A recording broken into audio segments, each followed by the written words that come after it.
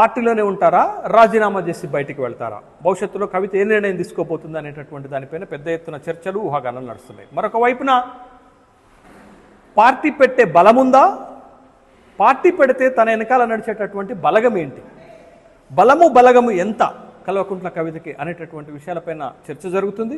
ఒకవైపున కల్వకుంట్ల కవిత బయటకు వెళ్ళి తెలంగాణ జాగృతి పేరుతోటి పార్టీ పెడతారనేటటువంటి ఊహాగానాలు కూడా వస్తున్నటువంటి నేపథ్యంలో ఎందుకు కల్వకుంట్ల కవిత కేసీఆర్కి ఈ లేఖ రాశారు అనేటటువంటి విషయాన్ని కనుక మనం చూస్తే, లిక్కర్ కుంభకోణంలో ఇరుక్కొని అరెస్ట్ కాకముందు కల్వకుంట్ల కవిత బీఆర్ఎస్ పార్టీలో ఉన్నటువంటి తన పాత్ర ప్రాధాన్యత, లిక్కర్ కుంభకోణంలో ఇరుక్కొని తిహార్ జైలుకు వెళ్ళి బెయిల్పై విడుదలైన తర్వాత బీఆర్ఎస్ పార్టీలో తనకు దక్కుతున్నటువంటి గౌరవం, తనకిస్తున్నటువంటి ప్రాధాన్యత, తన పాత్ర బేరుజు వేసుకున్నటువంటి కల్వకుంట్ల కవిత ఖచ్చితంగా తన అరెస్టు తర్వాత పార్టీలో తనకి సముచితమైన ప్రాధాన్యత దక్కట్లేదని, తనకు సరైనటువంటి పాత్ర ఇవ్వట్లేదని, తనకి సరైనటువంటి గౌరవం ఇవ్వట్లేదు అనేటటువంటి ఒక అభిప్రాయానికి వచ్చింది. కాబట్టి ఏప్రిల్ 27 నాడు రజతోత్సవ సభలో జరిగినటువంటి అంశాల పేరుతోటి నెగిటివ్ పాజిటివ్ ఫీడ్బ్యాక్ తోటే కల్వకుంట్ల కవిత ఈ లేఖ రాసినట్లుగా భావించాల్సినటువంటి అవసరం ఉంది.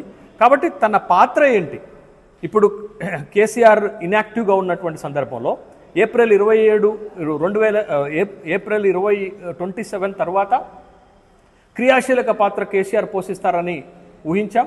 కానీ అది చేయకపోగా కేసీఆర్ క్రియాశీలకంగా లేకుండా ఎర్రవెల్లి ఫామ్ హౌస్కి పరిమితమయ్యారు. కాబట్టి కేటీఆర్కి అధ్యక్ష బాధ్యతలు అప్పజెప్తారనుతున్నటువంటి నేపథ్యంలో, ఊహాగానాలు వస్తున్నటువంటి నేపథ్యంలో పార్టీలో తన పాత్ర ఏంటి, తన ప్రాధాన్యత ఏంటి, తనకి ఇచ్చేటటువంటి గౌరవం ఏంటి అనే దాన్ని తేల్చుకోవటం కోసమే కల్వకుంట్ల కవిత ఇవాళ కేసీఆర్కి మై డియర్ డాడీ పేరుతోటి లేఖ రూపంలో ఈ ప్రశ్నలు సంధించారనేటటువంటి అభిప్రాయాలు వ్యక్తమవుతున్నాయి. అయితే ఇప్పటికే బీఆర్ఎస్ పార్టీ ఒక రాజకీయ కష్టకాలంలో ఉన్న సందర్భంలో ఈ లేఖ ఆ పార్టీని మరింత ఆత్మరక్షణలోకి నెట్టినట్లుగానే మనం భావించాలి. ఎందుకనంటే పార్టీ ఓటమి చెందిన తర్వాత, పార్టీ నుంచి కీలకమైన నాయకులు బయటకు వెళుతున్న తర్వాత, పార్టీలో ఉన్నటువంటి నేతలపైన అనేక రకాలైనటువంటి కేసులు పెడుతున్న తర్వాత, స్వయంగా రాష్ట్ర మాజీ ముఖ్యమంత్రి బీఆర్ఎస్ అధినేత కేసీఆర్కి పీసీ ఘోష్ కమిషన్ నోటీసులు ఇచ్చినటువంటి ఈ సందర్భంలో కల్వకుంట్ల కవిత లేఖ రూపంలో అనేక ప్రశ్నలు లేవనెత్తడం రాజకీయంగా ఒక విధంగా బీఆర్ఎస్ పార్టీకి నష్టం చేసేటటువంటి అంశాలు స్పష్టంగా కనపడుతున్నాయి. కాబట్టి కల్వకుంట్ల కవిత ఈ లేఖ రాయటానికి ప్రధానమైన కారణం పార్టీలో తన పాత్ర ఏంటి, తనకిచ్చే గౌరవం ఏంటి, తను పోషించబోయేటటువంటి పాత్ర పైన స్పష్టతను తేల్చుకోవటానికే కేసీఆర్కి లేఖ రాసినట్లుగా మనకు కనపడుతుంది. కాబట్టి బహుశా ఇది బీఆర్ఎస్ పార్టీలో టీ కప్పులో తుఫానుగా మారుతుందా, టీ కప్పులో తుఫానుగా సద్దుమణుగుతుందా అనేది భవిష్యత్తులో కవిత తీసుకోబోయేటటువంటి నిర్ణయాలపైనే ఆధారపడి ఉంటుంది. కానీ కుటుంబ వారసత్వ పార్టీలలో, ప్రాంతీయ పార్టీలలో ఆది నాయకుడి యొక్క వారసత్వము కొడుకులకే వచ్చినటువంటి సందర్భము, రాజకీయాలు మనం దేశం మొత్తంలో చూసాం.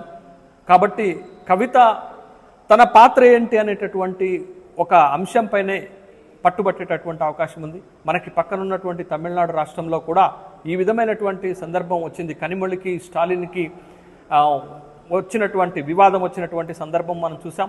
కనిమొళి జాతీయ రాజకీయాల్లో కీలకమైన పాత్ర పోషిస్తుంది, తర్వాత స్టాలిన్ రాష్ట్ర రాజకీయాల్లో కీలకమైనటువంటి పాత్ర పోషిస్తున్నాయి. ఆ రకమైనటువంటి రాజీ అన్నా చెల్లెళ్ళ మధ్య జరుగుతుందా, లేకపోతే వైఎస్ఆర్ కాంగ్రెస్ పార్టీలో జరిగినటువంటి అన్నా చెల్లెళ్ళ మధ్య జరిగినటువంటి ఒక వివాదం షర్మిల బయటకు వెళ్ళి సొంత పార్టీ పెట్టుకునేటటువంటి దాకా వచ్చింది. మరి ఆ రకమైనటువంటి అభిప్రాయం ఇక్కడ కూడా, ఆ రకమైనటువంటి పరిణామం ఇక్కడ కూడా జరుగుతుందా అనేటటువంటి అభిప్రాయాలు వ్యక్తమవుతున్నటువంటి నేపథ్యంలో భవిష్యత్తులో కల్వకుంట్ల కవిత తీసుకునేటటువంటి నిర్ణయం, ఈ లేఖపైన కల్వకుంట్ల కవిత ఇచ్చేటటువంటి వివరణ, ఈ లేఖపైన కేసీఆర్ తీసుకోబోయేటటువంటి నిర్ణయం పైనే కల్వకుంట్ల కవిత భవిష్యత్తు ఆధారపడి ఉంటుంది.